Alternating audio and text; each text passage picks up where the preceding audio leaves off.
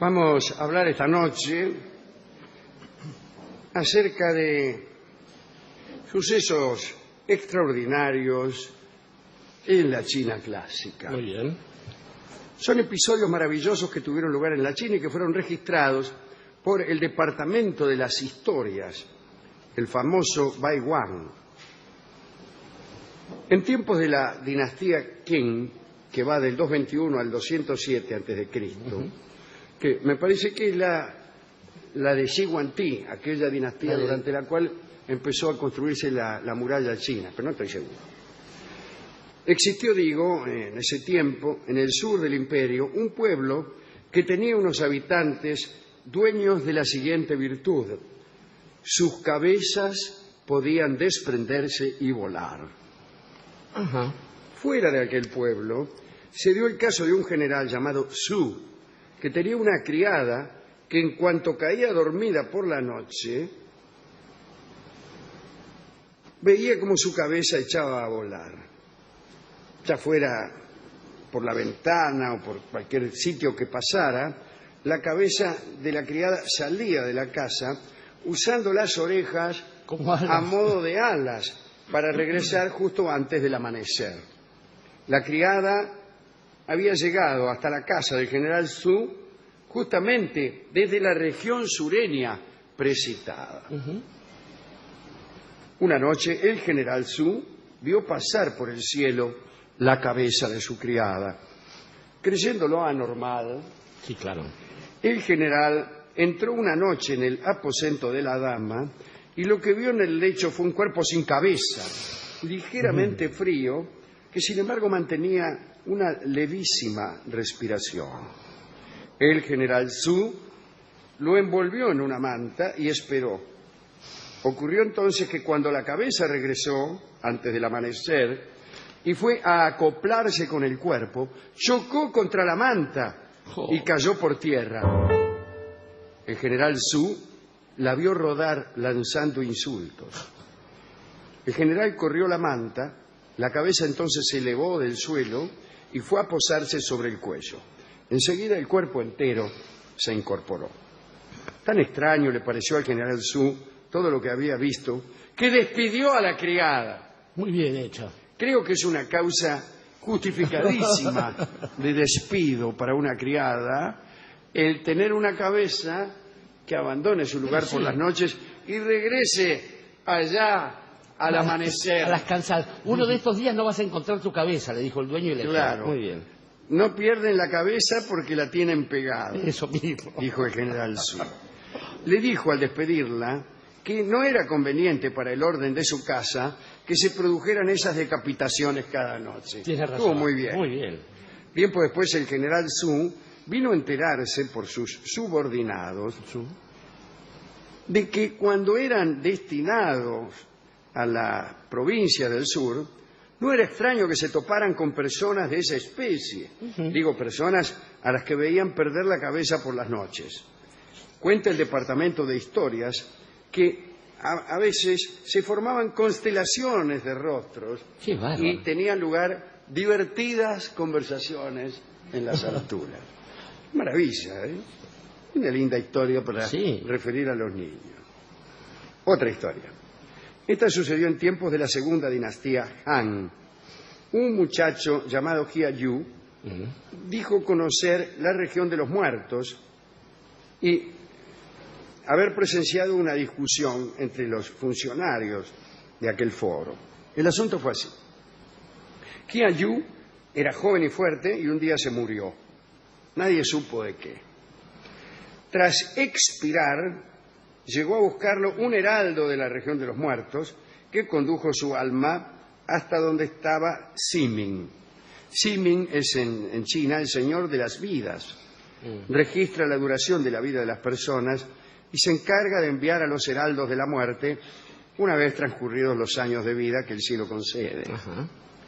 Una vez que Jia Yu fue llevado hasta la región de los muertos, Siming le preguntó al heraldo, al que lo traía, ¿no? Dice, ¿y este quién es?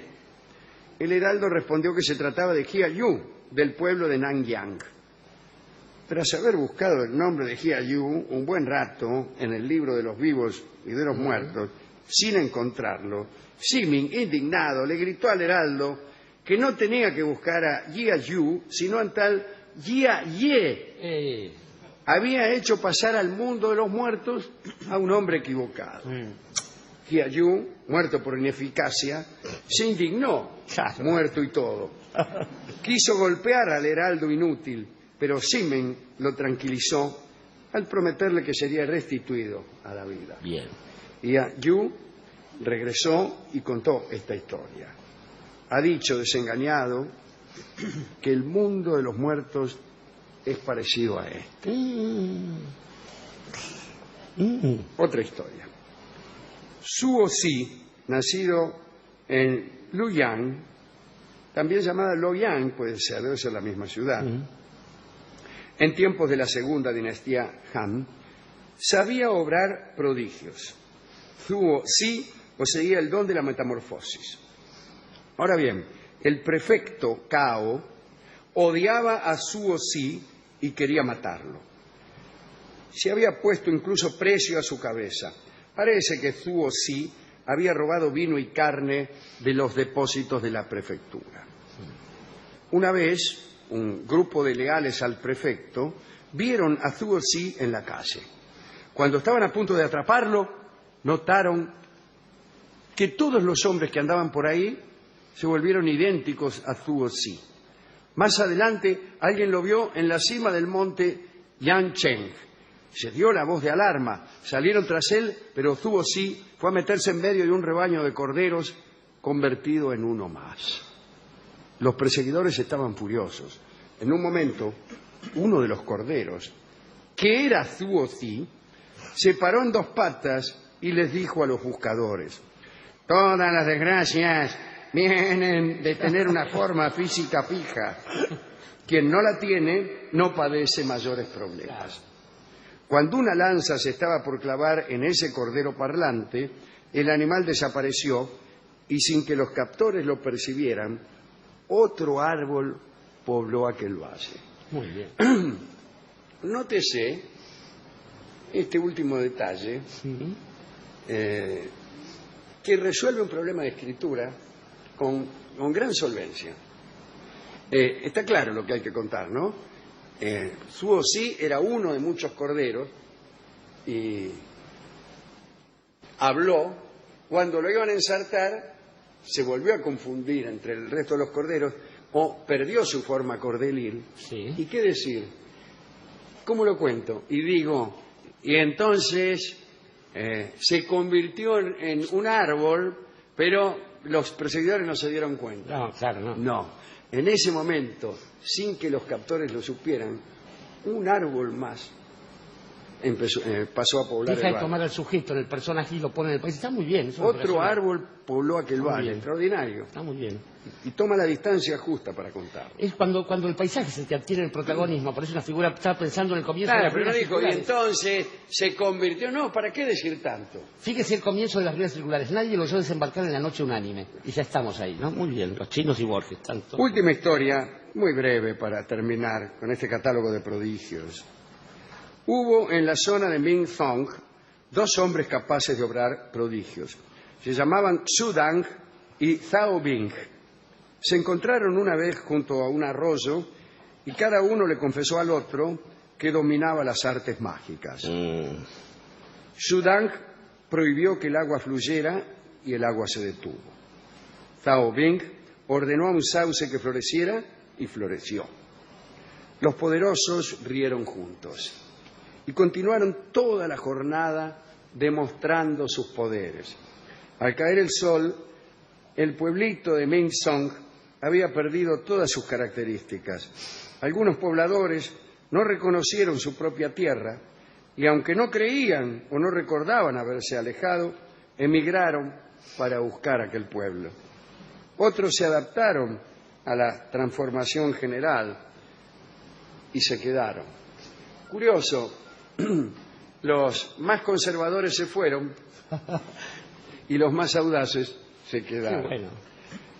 En cuanto a los magos, resolvieron ir a emborracharse a otro pueblo. Qué bueno. Muy linda historia. Estaba pensando, Alejandro, para ir desde el comienzo, empezar desde el comienzo, esto de las cabezas autónomas. Es curioso que en una civilización tan cercana como la japonesa, una cabeza que anda sin su cuerpo a cuestas es siempre malvada. Hay una leyenda que nos contó nuestro común amigo Lafcadio Hearn, disfrazado de japonés, que había una especie de historia aterradora para niños y adultos, que era la de las Rokuro Kubi, que eran muertos, que perdían de golpe su cabeza, y más allá de lo que hubiera hecho el finado en vida, la cabeza se tornaba malévola y andaba por ahí, porque nada de aquello que debe estar unido, suelto puede ser cosa buena, repetían los ancianos, y hacían referencia a parejas y otras cosas. Pensando en eso me quedé colgado de esto de perder la cabeza de noche. Conocemos mucha gente que pierde la cabeza de noche y al día siguiente está como si nada. Es el mejor momento para perder la cabeza. Claro, es más, nosotros sin ir más lejos, cuando termine el programa, etcétera. Pero después, ya entendiendo bien la última historia, estaba pensando en ciertas ciudades planificadas, que es una cosa que le pasó al mundo al cabo de muchos siglos. La Plata, por ejemplo, entre nosotros, una ciudad armada con la pretensión de que iba a ser armoniosa para siempre, y después aparecieron los frigoríficos. Digo, los humanos modifican el paisaje necesariamente. Pensaba en el Ubisunt de todas las edades doradas, así donde se recuerda una cosa que no es posible simplemente porque el paso del tiempo es una modificación, y pensaba en el bueno de Tolstoy. Yo creo que ese es un relato estupendamente alegórico, debido a la continuidad de sus metáforas. Y es una alegoría de lo que acabamos de mentar al principio del programa, a saber, claramente, la desagradable transformación del mundo que nos rodea, y también la dificultad de percibir esa transformación y de registrarla de un modo diferente al real, creyendo que nuestro verdadero pueblo, el que era en el pasado, se fue a otra parte y que está distante en el espacio, confundiendo el espacio con el tiempo. Con el tiempo. Y pensaba también que para un artista, el amigo Tolstoy, o Tolstoy, como decía algún humorista, cuando dice aquello de pinta tu aldea y pintarás el mundo, no está pensando en aquel pequeño pueblo de Novosibirsk. Está pensando simplemente en esa mirada que tuvo sobre el espacio que lo vio nacer. De modo que cuando uno siente nostalgia de Terruño, de ese lugar con el que asocia la infancia, la figura perdida del padre, de la madre, los miedos nocturnos y las esperanzas de las tardes de la siesta cuando uno es un adolescente, no tiene que tomarse un micro, ni tomarse un avión, ni nada. Tiene que cerrar los ojos nada más y decir un mantra que suene algo así como pueblito, mi pueblo. Y Pueblito, mi pueblo es la canción de Carlos Guastavino que escucharemos en la versión de Eduardo Falú.